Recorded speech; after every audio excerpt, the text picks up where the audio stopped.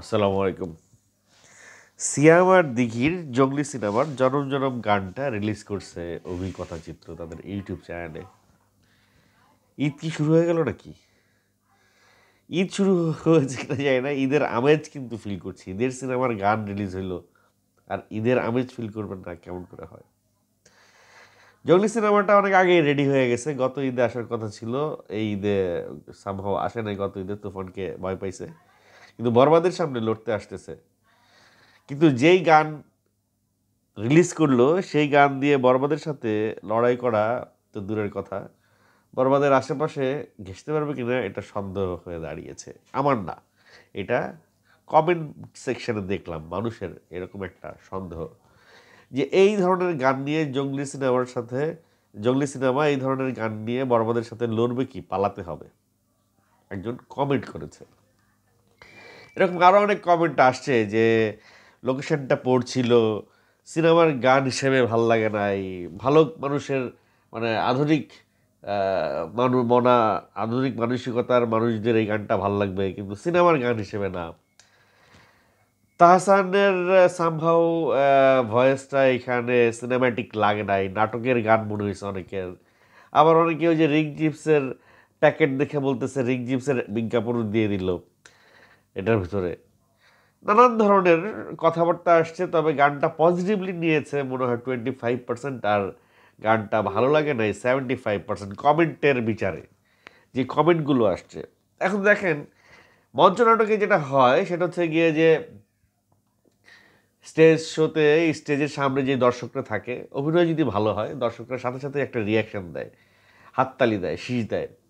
আর এই ডিজিটাল যুগে যে সিচুয়েশনটা হয়েছে, যে গানটা যখন ইউটিউবে আসবে বা কোনো একটা প্ল্যাটফর্মে আসবে, ওই প্ল্যাটফর্মে আসার সঙ্গে সঙ্গে প্ল্যাটফর্মের নিচে যে কমেন্ট বক্সটা থাকবে সেই কমেন্ট বক্সে সেই গানটা নিয়ে একটা রিভিউ দর্শক দিয়ে দিবে। এবং এই দর্শকগুলো যে গান না শুনে রিভিউ দেয় তা না, তারা গানটা শুনে, ধৈর্য সহকারে শুনে শুনে রিভিউটা দেয়। আর আমাকে যদি জিজ্ঞেস করেন গানটা কেমন হয়েছে, আই উইল সে ওকে, গানটা শুনতে ভালো লাগছে, বাট সিনেমার ফিলটা আমি পাই নাই। হঠাৎ করে আমার মনে হলো যে তাহসানকে দিয়ে একটা প্লেব্যাক করাইছিল শিহাব শাহিন, তার ছুঁয়ে দিলে সিনেমার জন্য, ছুঁয়ে দিলে মন। তা আমি ছুঁয়ে দিলে মনটা একটু রিপিট করলাম। 10 বছর আগে তাহসান প্লেব্যাক করছিল ছুঁয়ে দিলে মন সিনেমায়, তাহসান আর কণা গাইছিল। সেই মিউজিক কম্পোজিশনটা এখনও ভাল লাগতেছে। সেই ভিডিওর যে ইয়ে হয়েছে, ফটোগ্রাফিটা হয়েছে, ভিডিওগ্রাফিটা যে হয়েছে সেই গানের সঙ্গে সঙ্গে সেটা এখনও মনের মধ্যে একটা এক্সপ্রেশন ক্রিয়েট করে। কিন্তু এই যে একটা ভিডিওগ্রাফি হয়েছে, মানে আমার কাছে মনে হয় লিরিকের সঙ্গে গানের ভিডিওগ্রাফিটা যায় নাই। ওরা চাইছিল একটা আধুনিক ডান্স স্টেপ, হিন্দি বা বোম্বের বা বলিউডের একটা ডান্স স্টেপ, ডান্স কারিশমা এই গানের সঙ্গে ম্যাচ করাইতে। আরও একটা মেজর প্রবলেম যেটা, সেটা হচ্ছে গানের সঙ্গে ওরা লিপসিং করে নাই। একটা গান তখনই গানটা মনের মধ্যে ইয়ে করে, টাচ করে, যখন যেই নায়ক নায়িকাকে ওখানে পারফর্ম করতে দেখবেন সেই নায়ক নায়িকার মুখে যখন গানের লিপসিংটা হয়। তো এরা এরা একটা ইয়ে করে গেছে যে এটার কি বলে, ব্যাকগ্রাউন্ডে গান বাজায় একটা মুভমেন্ট, একটা একটা মোমেন্টাম তৈরি করার চেষ্টা করছে, যেটা আসলে নাটকে হয় মিউজিক ভিডিওতে। তো এটা তো মিউজিক ভিডিও না, এটা তো সিনেমার গান। অনেকে কমেন্টও করছে যে এটা কি মিউজিক ভিডিও দেখলাম না নাটকের গান দেখলাম, এরকম কমেন্টও আসছে ওই গানটার নিচে। এবং গানটা যে খুব বেশি হাইপ ক্রিয়েট করতে পারে নাই তার আরও একটা উজ্জ্বল দৃষ্টান্ত হচ্ছে যে গানটা অলরেডি 30 মিনিট পার হয়ে গেছে, 3,000 ভিউ হয়েছে। গানের যদি সেই দম থাকতো, গানের যদি সেই পাওয়ার থাকতো, 30 মিনিটে আমার মনে হয় এটা 4.25 মিলিয়ন সাবস্ক্রাইবারের চ্যানেল, 30 মিনিটে এটা 30,000 হওয়া উচিত ছিল অ্যাটলিস্ট গানের মেরিট অনুযায়ী। তো সেই অনুযায়ী মেরিট হয় নাই। অনেকে এই গানের স্কোরও করছে, কমেন্টে দেখলাম যে অনেকের কাছে এই গান 10-এ 7 পাইছে। এখন কথা হলো গিয়া যে গানটা আসলে লেখা হয় হলো গিয়া গানের গল্পের সিকোয়েন্সিয়াল সিচুয়েশনের উপরে, যে গল্পটা কোন দিকে যাইতেছে। এখন সাদামাটাভাবে এই গানটা দেখে আপনাদের কাছে হয়তো খুব বেশি ভালো নাও লাগতে পারে, কিন্তু যখন সিনেমাটা আপনি দেখতে বসবেন, তখন সিনেমায় যখন একটা একটা গল্পের যে একটা ফ্লো থাকবে, সেই ফ্লোতে যখন গানটা এসে টুপ করে পড়বে, তখন আপনার হয়তো গানটা একটা ম্যাচিং করবে। কিছুদিন আগে পুষ্পা টুতে যেটা হয়েছে, ওই যে আহ, কিসিক কিসিক একটা থাপ্পড় মারুঙ্গি তুঝে থাপ্পড় মারুঙ্গি যেই গানটা রিলিজ হয়েছিল, ওই গানটা সবাই নেগেটিভ রিভিউ দিছে যে এই গানের কি লিরিক, এই গান এই সিনেমার সঙ্গে এই গানের কি, মানে এই থাপ্পড় মারবো এটা গানের লিরিক হইতে পারে। তো পরে যখন সিনেমাটা দেখলাম পুষ্পা টু, এবং এই গানটা যখন আসলো সিনেমার ভিতরে, তখন মনে হয়েছে যে না, পারফেক্ট গান একটা। ঠিক তেমনি জঙ্গলি সিনেমাটা যখন দেখবেন, তখন হয়তো আবার মনে হইতে পারে যে না, এই গানটা সিচুয়েশন অনুযায়ী, গল্পের প্লট অনুযায়ী গানটা পারফেক্ট। কিন্তু আমার কাছে খুব পরবর্তী মানে হয় না যে কোনো একটা জায়গায় সব দিকেই বেশি নজর দিতে, মানে সব কিছু করতে যেয়ে কিছুই হয় না, এরকম একটা বিষয় দাঁড়ায় না অনেক সময়, যে বলিউডের কপি করতে চাইছে, বাট বলিউডের সে ডান্স স্টেপ সব জায়গায় একই ডান্স স্টেপ সব জায়গায় ইয়ে করছে, ক্যারি করছে, মানে ডান্সটা প্রপারলি হয় না। ওইটারে যদি বলিউড ডান্সটা যদি সে প্রপারলি দিতে চায়, এই গানের সঙ্গে অ্যাটলিস্ট এই ডান্স না, এই কোরিওগ্রাফিটা আরেকটু অন্যরকম হতে পারতো। আমি জানি না কে কোরিওগ্রাফার, এটার নামটা যদি এখানে লেখা থাকে তাহলে আমি একটু দেখি। Director Rahim, producer Zahid Hasan Abhi, oh my god, উনি নিজেই producer. Co producer MIB studios, story Azad Khan, screenplay Mehedi Hasan Mun, Sukriti Saha, creative producer, আচ্ছা কাস্ট সিয়াম, আচ্ছা আচ্ছা একটা গান রিলিজ করছে, গানের ইয়েতে লেখছে, আচ্ছা নিচে লেখছে ডিওপি রিপন চৌধুরী। ওকে, কিছু কিছু জায়গায় ভাল লাগছে তার কাজ, কিছু কিছু জায়গায় আমার কাছে মনে হয়েছে মনে ধরে নাই।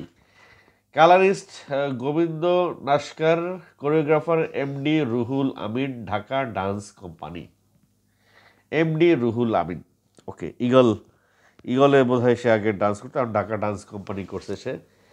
হ্যাঁ, রুহুলের সে ভালো নাচে দেখছি, তার অনেকগুলা গান কোরিওগ্রাফি আমি দেখছি, ভালোই করে, কিন্তু সে যেই টোনে যেই ধাঁচে এটা কোরিওগ্রাফি করছে, আমার কাছে মনে হয়েছে যে এই গানটার সঙ্গে এত ডান্স যায় না।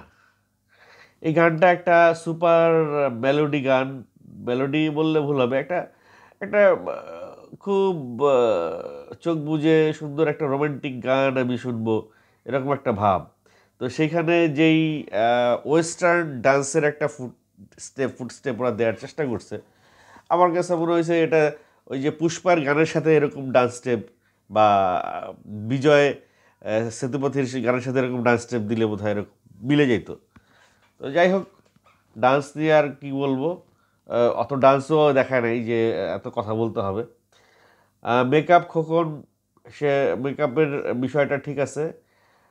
পোস্ট প্রোডাকশন, পোস্টার, পাবলিসিটি, আচ্ছা ডিজিটাল মার্কেটিং, ওকে। তো প্রিন্স মাহমুদ অলওয়েজ সে খুব ভালো গান কম্পোজ করে। তার প্রিয়তমার গানগুলা, বিশেষ করে রাজকুমারের গানগুলার চাইতে ভালো হয়েছিল, এবং প্রিয়তমার গান তো ঈশ্বর গান তো মোটামুটি একটা সেই লেভেলের হাইপ ক্রিয়েট করে দিয়েছিল। এখন সব জায়গায় যে প্রিন্স মাহমুদ ওয়ার্ক করবে এমন তো না। প্রিন্স মাহমুদকে ওয়ার্ক করার জন্যে তার ওই ঈশ্বর গানটা যদি ওইখানে শাকিব খানের জায়গায় যদি অন্য কেউ হইতো, তাহলে কি আর এতটা ওয়ার্ক করতো? আপনাদের কাছে আমি প্রশ্নটা ছেড়ে দিলাম যে শাকিব খান যদি না হয় ওইখানে অন্য কোনো হিরো হইতো ঈশ্বর গানটাতে, তাহলে কি সেই গানটা এত ওয়ার্ক করতো, এত হাইপ উঠতো? ঠিক তেমনি এই গানটাতে ঠিক একই কোশ্চেন আপনাদের করতে চাই, যে এই গানটা যদি সিয়াম না হয় শাকিব খান হইতো, তাহলে কি এর চেয়ে বেশি হাইপ উঠতো না? হ্যাঁ, সুপারস্টার টু সুপারস্টার ভ্যারি করে, হিরো টু হিরো ভ্যারি করে, অনেক কিছুই ভ্যারি করে। দিঘিরও ওইভাবে খুব একটা ক্রেজ নাই এখন। যেই বিষয়টা এখানে দিঘির যায় যদি বুবলি থাকতো, একটা অন্য ইফেক্ট কাজ করতো, যদিও এই সিনেমায় বুবলি আছে। তো যাই হোক, ওভারঅল আমার কাছে গানটা ভালো লাগছে, কিন্তু আমার কাছে মনে হচ্ছে যে এই গানটা আসলে যখন আমি পুরো সিনেমাটা দেখব, সিনেমা দেখার সময় বোধহয় এই গানটা পারফেক্ট ম্যাচ হবে। আপাত দৃষ্টিতে এই গানটা দর্শকের কাছে হয়তো একটু মিক্স একটা ফিলিংস হইতে পারে, মিশ্র প্রতিক্রিয়া হইতে পারে, বাট সিনেমা দেখতে বসে বোধহয় আপনাদের কাছে এই গানটা খুব ভালো লাগবে। তবে যে খেলটা দেখাইলো, যেই জিনিসটা দেখলাম আমি গানের মধ্যে, এই এই ধারাবাহিকতা যদি চলতে থাকে, যেভাবে ওরা গানগুলা শ্যুট করছে, এই একইভাবে যদি অন্য গানগুলোও হয়, একই রকম কম্পোজিশন, একই রকম লাইট, ক্যামেরা, ভিডিওগ্রাফি, কিছু কিছু জায়গায় তো লাইটেরও আমার আই ডোন্ট নো এত কিছু বলা ঠিক হচ্ছে কিনা। আহ, একজন সাধারণ দর্শক হিসাবে গানটা যদি দেখেন, আমি আমি চেষ্টা করছি গানটা একটু মিউট করে দেখতে। আপনারা একটু চেষ্টা করেন তো গানটা মিউট করে দেখতে। মিউট করে দেখলে কিন্তু আপনার কাছে মনে হবে যে হ্যাঁ, দারুণ লাগতেছে। পুরা ওদের দুইজনের যে কম্পোজিশন, দুজনের যে এক্সপ্রেশন, দুইজনের যে মুভমেন্ট, এই জিনিসগুলো মিউট করে দেখলে খুব ভালো লাগতেছে। কিন্তু গানটা যখন ওদের উপরে দিয়ে দেওয়া হচ্ছে, তখন আর কেন জানি জমতেছে না। এই ফিলটা আমার হয়েছে। দর্শক, আপনাদের কাছে কি ফিল হয়েছে আপনারা একটু কমেন্ট করে জানাবেন। আর শাকিব খানের বরবাদের সঙ্গে জঙ্গলি কতটা দাঁড়াতে পারবে বলে আপনারা মনে করেন, সেটাও জানাবেন।